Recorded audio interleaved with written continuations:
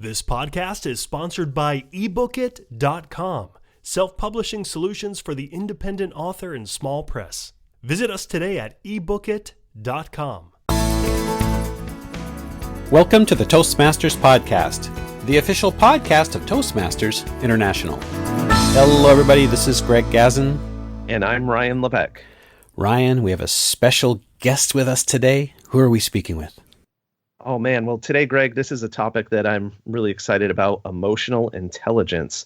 And our guest today is Harvey Deutschendorf. He's an emotional intelligence expert, speaker, and the author of The Other Kind of Smart, Simple Ways to Boost Your Emotional Intelligence for Greater Personal Effectiveness and Success.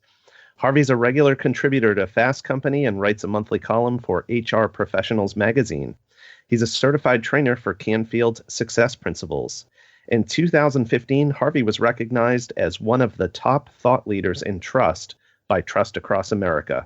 And more recently, in July 2019, Harvey's article on emotional intelligence, The Other Kind of Smart, appeared on the front cover of Toastmasters International magazine. Harvey's passion for emotional intelligence not only comes from studying the topic, he's personally used the skills he has learned to overcome difficult obstacles in his life. And so now joining us from Edmonton, Alberta, Canada, which incidentally is just about Greg's backyard. Welcome aboard to the Toastmasters podcast, Mr. Harvey Deutschendorf. Thank you. I'm very excited to be on.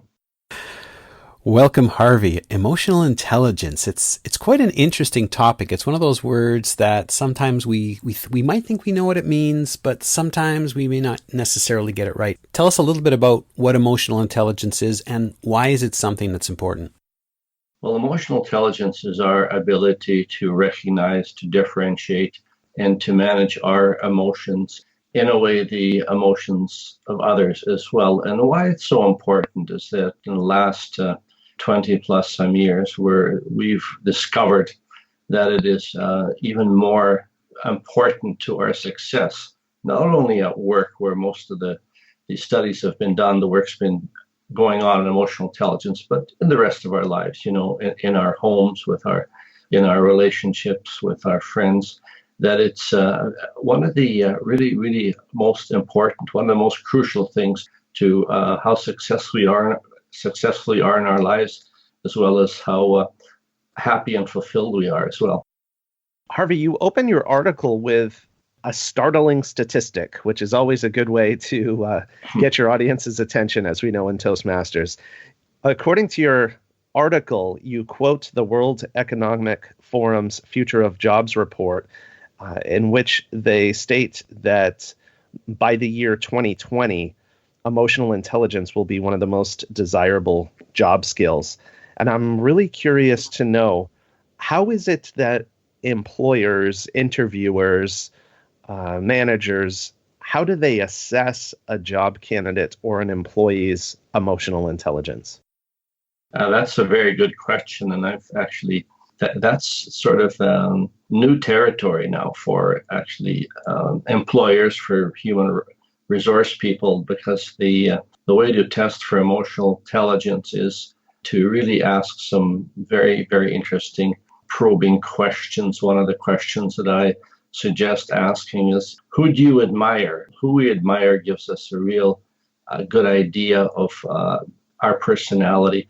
And also the way we can assess how somebody's going to react at work is based on, the best way to do it is based on their prior behavior. So one of the ways I also suggest is checking for emotional intelligence is, it's quite difficult, but the interviewer can ask questions over and over again in almost a way that becomes very frustrating and irritating to the person being interviewed, to see how they react to it, to ask, just pretend that the interviewer is just not getting it, when it's an obvious answer. See how the person reacts, to see, if they get upset, if they get frustrated, it's likely that they're going to do that at work as well. So how they handle themselves in the interview, and a lot of the questions that would be asked would be behavior type questions, to see how the person manages stress, to see how they manage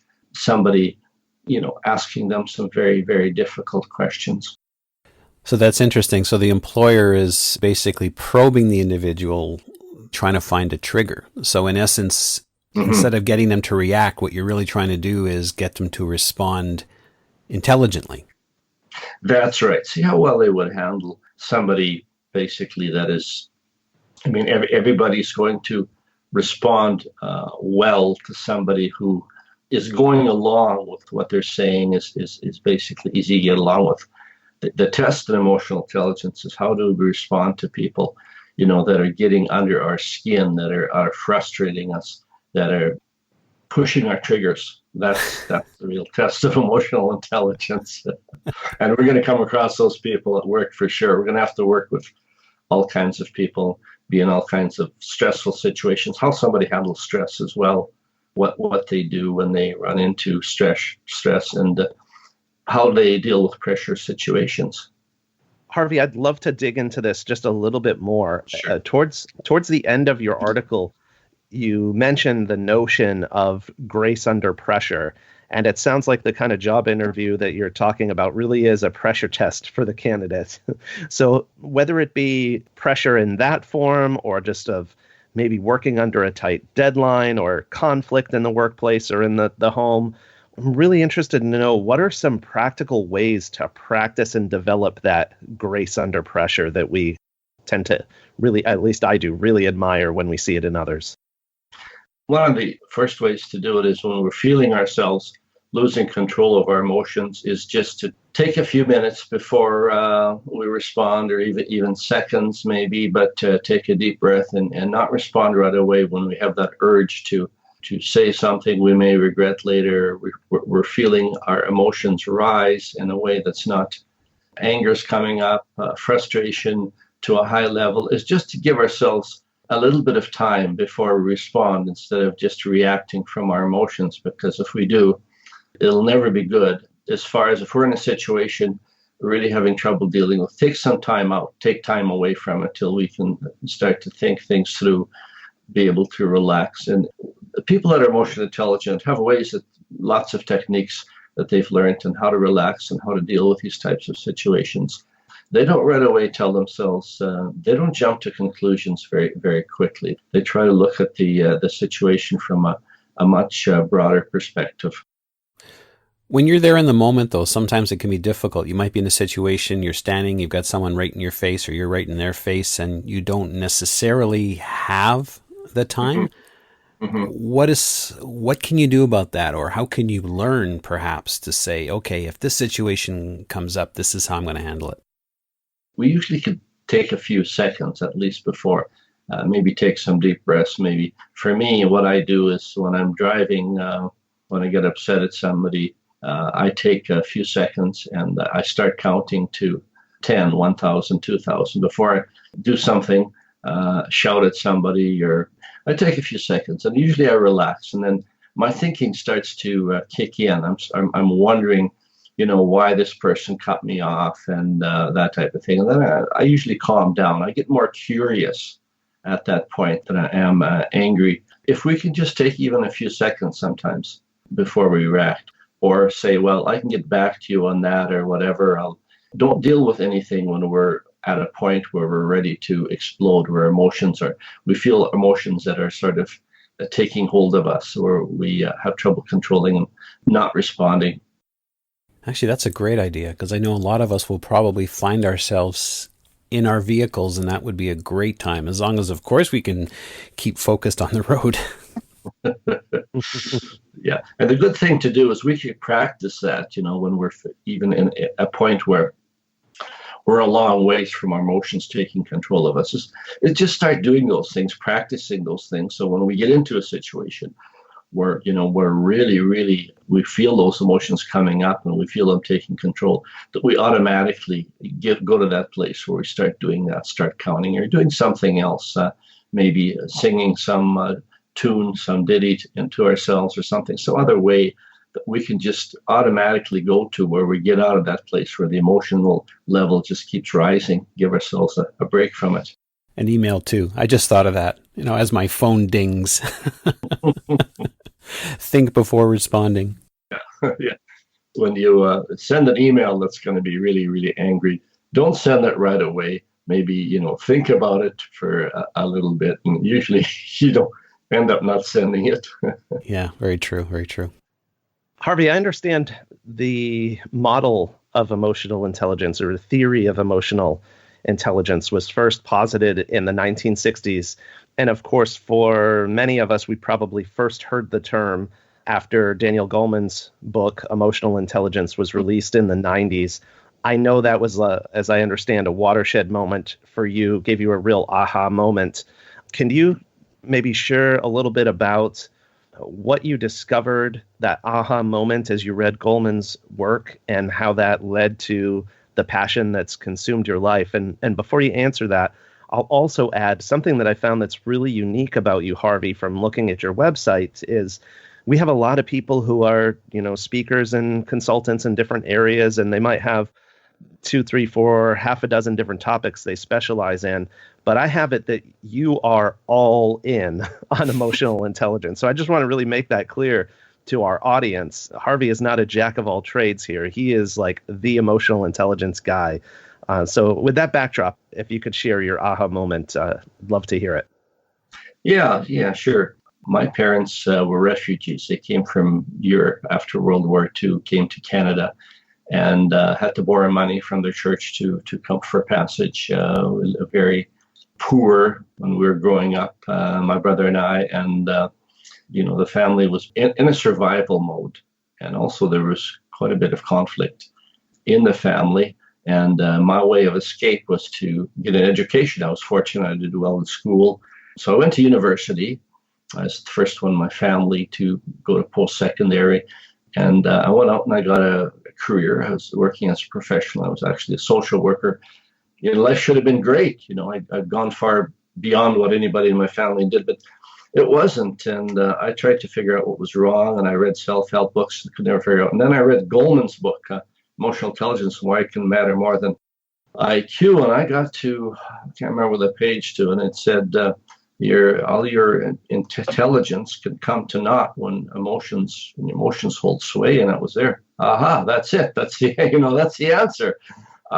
That's it.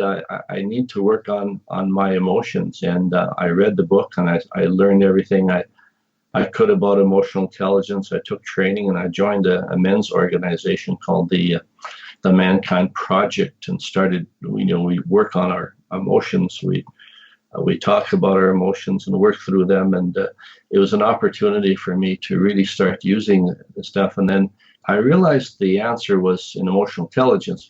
I couldn't find it in books like Goleman's because it was very academic and technical. And I thought somebody's got to write a book to explain this to people in a way they could understand and start using it. There wasn't a lot of books that dealt with at the time that, okay, we know about this now. What do we do with it? How do we actually develop our emotional intelligence? So that sort of became my work, and it's sort of taken over my life. It's it's become my passion and sort of my purpose in life. Fantastic. So Harvey, as you describe emotional intelligence, it seems that it represents multiple interrelated skills. We talked about the ability to recognize, differentiate, and manage our emotions and the emotions of others. Mm-hmm. And you spoke a moment ago about the emotions holding sway. I wonder if you've come across other people like myself, full disclosure here, where I think I'm pretty good at picking up on my own emotions and the emotions of others, but where I often fall short is in the management or regulation of my emotions and the corresponding responses. So what kind of coaching could you give for someone who's already pretty perceptive on emotions, but is struggling with regulating responses? Your emotions can overwhelm your intelligence and sort of nullify it if you let them. So that's what I realized the problem was. It was the emotions were really getting in the way of me enjoying life more, becoming more successful. So, well, the coaching would be basically on things we can do when we feel our emotions coming up, getting to a point we're going to come out with something that we don't want to, how to manage that. And also, there's times and places that it's safe to show emotions. That's why I joined this the Mankind project, this men's group, because they create a safe place for me and other men to share emotions. That's a place to do it. And there's other places, of course, in the workplace and with your partner at times when your emotions are feeling going out of control. It's not the right place. And to be able to judge that and to be able to differentiate where it's a safe place to share my emotions and where it isn't, where I have to sort of, at the time, how would you say, maybe bite the bullet and just write it out so our emotions don't damage us. So Harvey, you're obviously passionate about emotional intelligence. You speak on it, you train on it, you've written a book. What difference has emotional intelligence made in your own personal life and in your relationships? Oh, wow. It's made all the difference in the world. My situation that I grew up in, it was my mother, not so much, but my father and my older brother, very, very highly critical. That became sort of a default when I was in relationships and also at work. And that's not a good way to be, to always be looking for critiquing and looking for fault. Now I've formed some really, really great relationships. I have great friends, and I'm in a personal relationship now that is unbelievable. I never dreamt that this was possible. That we've been together now for 8 years, and we're able to just communicate, and we're able to resolve any issues that come up.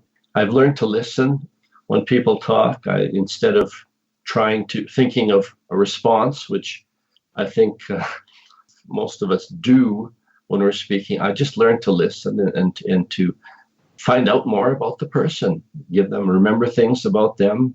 It brings people closer. I've learned to develop really, really fulfilling relationships with others, and it's really, really satisfying. I feel happiness, I feel joy, whereas for probably many years I had a lot of anxiety, and I didn't feel satisfied or happy. So my life has totally taken a 360. The word I'm hearing that's surfacing is listening. And sometimes that's difficult for many of us, especially Toastmasters. Can you offer some guidance in terms of what's really helped you become a listener? Yeah. Well, for a while, my partner and I would practice one person speaking and the other one have up to 5 minutes. The other person basically, when they're done speaking, just feeding back to them what they heard. So that takes the pressure off to try to respond or to talk about what you want to talk about. It's your only job is to just listen and feedback. That is great practice, because then there's to hear what you heard and then tell the other person what you heard them say, and just practice that and get into the habit of doing that and just paying attention to what the other person says, not only the words that they're saying, but the tone that they're using, their body language. Do their words match how they look? Are they saying they're very happy, but their face is all cringed up and they look angry? Is there a incongruence between what they're saying and what their body language says? Things like that. So continuing on the theme of the art of listening, in your article you mentioned there are 5 ways to boost one's listening skills. One of the ones I'm curious about is being fully present. We live in a 24/7 society. We're always connected. Right. What do you mean by being fully present, and what kind of challenge does it pose today? Well, being fully present is turning off our devices, being there with the person you're speaking to, not looking away, not noticing somebody else that's walking by or whatever. If you've ever been in that situation where you're talking to somebody and they're glancing away or checking their cell phones, you don't feel heard, and it's very frustrating. So being fully there with the person, and even saying, if you're unable to, you're waiting for a call or something important may come up, letting them know that right away and telling them, I want to just, be listening to you, giving you my full focus, but this may come up. maybe there's a better time when you don't have anything coming up, a call coming in or anything like that. But being in a situation where you're giving the person your entire focus, there's nothing else that's distracting you or getting in the way. Because there are times you're feeling like, gee, how dare you tell me? You're getting a feeling from someone when you kind of like put your phone away, and you're getting that feeling of, how dare you tell me what to do with my devices? Yeah, but if somebody is looking at their devices and speaking to you, they're distracted. You're not getting their full focus. It's so unusual to be fully heard, have somebody totally focus on you when you're speaking, that you form connections with people that are fully present for you, because it's becoming more and more unusual. So those people you will remember and you'll form a very strong connection with. That's really goes a long ways in developing very strong relationships with people where they trust you and they want to be with you and they want to actually do things with you and for you. The Generation Z, the latest generation, or Generation Z, that's part of their culture of being connected to their devices. And I'm just kind of wondering what type of challenges that's going to pose. Oh, I believe it's going to form huge challenges, because there are retreats now for people that are hooked on their devices, have to get away from them and spend time away. It's going to be huge, and it really affects developing real relationships with others. We're hardwired for connection. That's as humans, and we're losing that because of being hooked up to our devices. So that's going to be a real struggle. Harvey, as we wrap up here, what advice do you have for us in terms of how to assess where we're at right now in terms of our EQ, as I've heard the term used, or emotional quotient as opposed to IQ, and discover the path forward to improve and raise our skill in emotional intelligence? I have a quiz that's in the on my website too. That's on theotherkindsmart.com. A short quiz. It's only 15 questions. It was basically all meant to give people a feel for what emotional intelligence is, but also would give us a feel for what we need to maybe improve, if we need to make some improvement. There are official tests out there that people can take. They're rather involved, and there's a cost to them, that they're available if people want to go to that degree. But I find that most people that are curious about this, when they look at the different areas of emotional intelligence that I lay out in the book, they will have a pretty good idea of the areas that they are strong in, and also the areas that they could fall down in. And if we don't have an idea, if we know somebody that will give us honest feedback, somebody that we can trust, put that out to them and say, look, what am I strong at? What do you think I need work at? Somebody that knows you well, that will give you some honest feedback. That's one good way of doing it.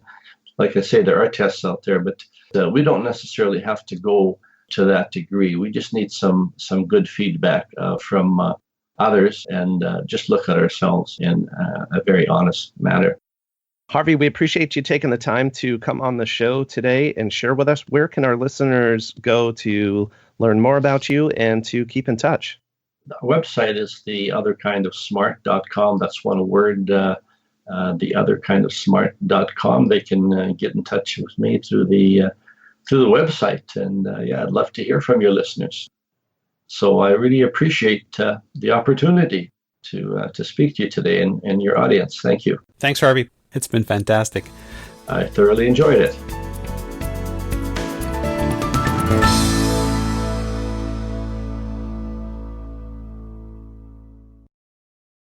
Isn't it about time you published that book you've been thinking about?